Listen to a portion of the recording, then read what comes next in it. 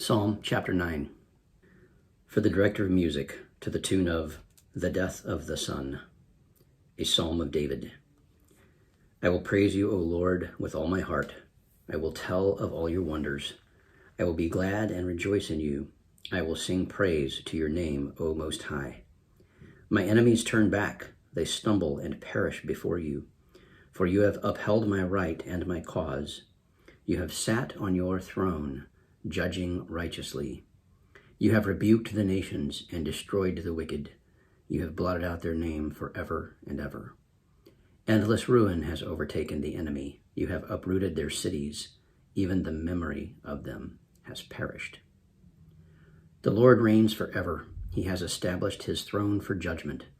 He will judge the world in righteousness. He will govern the peoples with justice. The Lord is a refuge for the oppressed, a stronghold in times of trouble. Those who know your name will trust in you, for you, Lord, have never forsaken those who seek you.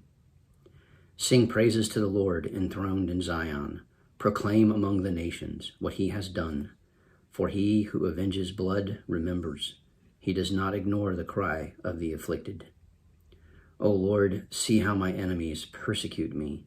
Have mercy and lift me up from the gates of death, that I may declare your praises in the gates of the daughter of Zion, and there rejoice in your salvation. The nations have fallen into the pit they have dug. Their feet are caught in the net they have hidden. The Lord is known by his justice. The wicked are ensnared by the work of their hands. Hegayon, Selah.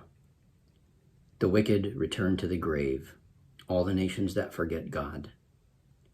But the needy will not always be forgotten, nor the hope of the afflicted ever perish. Arise, O Lord, let not man triumph. Let the nations be judged in your presence. Strike them with terror, O Lord. Let the nations know they are but men. Selah. Psalm chapter 9. Today is January 26th, 2023. Some really great YouTube videos, and one particular channel that I'm going to link to in the show notes, and it's One Punch Apologetics, and it's so much fun. Happy to send you to it, and to my brother over at One Punch. What awesome work you're doing. Keep it up, my friend. I don't know you more than what I'm able to see on your video channels, but I'm your incorporation of the kids and stuff is just it's heartwarming and fun to watch. So thank you so much, and so happy to point people to you. Another video I watched, and honestly, guys, I'm probably going to have to go back and watch this one again before I post it. Basically, an atheist who converted to Christianity, someone who had significant violent mental health issues. By their own admission and their own description, but I thought it was notable. So look for that in upcoming days. I'm going to try to get to that if I can, amongst all the other things that I would like to try to get to. I do have a couple things to comment on with regard to this particular psalm. Seeking God is something that's never fruitless.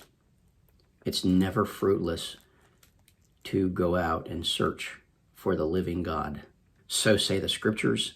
And so say the experiences of millions and even billions of other human beings. And so for those who do go out and seek, you already are aware of this. And for those of you who think, man, I really would like a dose of a gigantic, powerful, loving creator in my life. Well, seek him. Psalm 9, verse 10. Those who know your name will trust in you, for you, Lord, have never forsaken those who seek you. So if you seek the Lord, he will not forsake you, and you will come to know his name. If your heart is open to it, right? If you go out seeking and you're earnest, you will be someone who comes to know the name of the Lord, and you'll come to trust in him because you will see him as he reveals himself to you. So that's one thing. Another thing that popped up, and this is kind of maybe a teaser again for you guys, can send me comments about things that you would like for me to try to get to. I am limited in what I can do, but just this morning I was reading from Ayn Rand, The Fountainhead, Now, I had read Atlas Shrugged before, but never The Fountainhead, and so I'm making my way through. And I ran across a couple of passages in that book this morning that really stuck out to me, and one of them had to do with one character's approach to what I would label as the hero of the story. I'm not sure Ayn Rand would call it the hero or the protagonist, but the character's name is Howard Roark. And there is someone who's approaching Roark and basically becoming friends with him. And there's a description of this particular figure in the book that has to do with judging things appropriately and how we're drawn to that. And so I have some observations that I want to make about that particular passage, because, and what's drawing me to that here is, of course, there's a couple of verses here in Psalm chapter 9 that refer to God being a judge. So verses 7, beginning of verse 7, the Lord reigns forever. He has established his throne for judgment. He will judge the world in righteousness. He will govern the peoples with justice. Imagine the perfect conception of justice. I think we all have some idea of that inside of ourselves. Everyone receiving their due, right? Their due for the good things they've done and the penalty for the bad things they've done. The sort of correction for the evildoer, for lack of a better term. And so there's one passage on judgment. There's a quick reference in verse 16. The Lord is known by his justice. The wicked are ensnared by the work of their hands. And then there's this amazing verse, the last two verses close out. Arise, O Lord, let not man triumph. Now, what an interesting thing to say from someone who's a human being, to say, God, don't let human beings win. Don't let human beings win. Let the nations be judged in your presence, says the scripture. Strike them with terror, O Lord. Let the nations know they are but men. This is a man saying, we're getting out of hand, God. Please don't let us get out of hand. Now, this can be perverted and warped into a thing that basically says, God, please destroy all of us. Please just get rid of us. Just wipe us off the face of the earth. And we may pray that, or we may say that. And that's okay, because we're human beings and we can say that. And we can even ask God for that. But I think that that's one of those prayers that's more for us to say than for God to answer, perhaps. Not speaking for God, of course. He has certainly spoken for himself, it appears, through the scripture. And God is a God of love and loves us. But this is a man. This is a king. This is David the king, saying basically, we are not able to accomplish justice perfectly. We are human beings.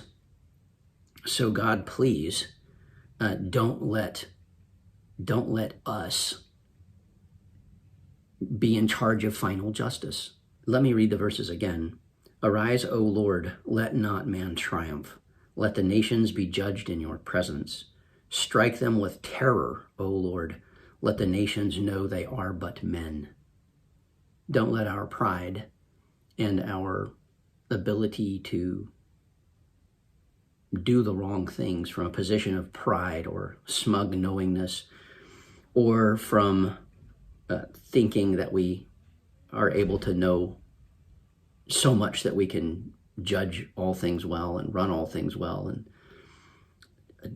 strike those of us who want to exceed our limitations in unhealthy ways. Strike us with terror. Give us a proper fear of you, O God.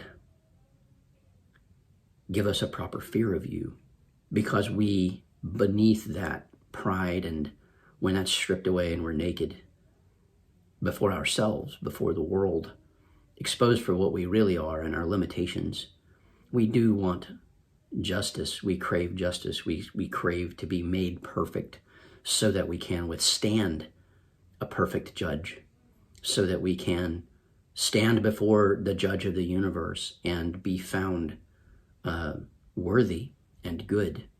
We hunger for that. And of course, there is a way to stand before the creator of everything and be covered and be seen in perfection, and that is through putting on the perfection of his Son. That's the Christian gospel. It is that we want you to triumph in your perfect justice, God.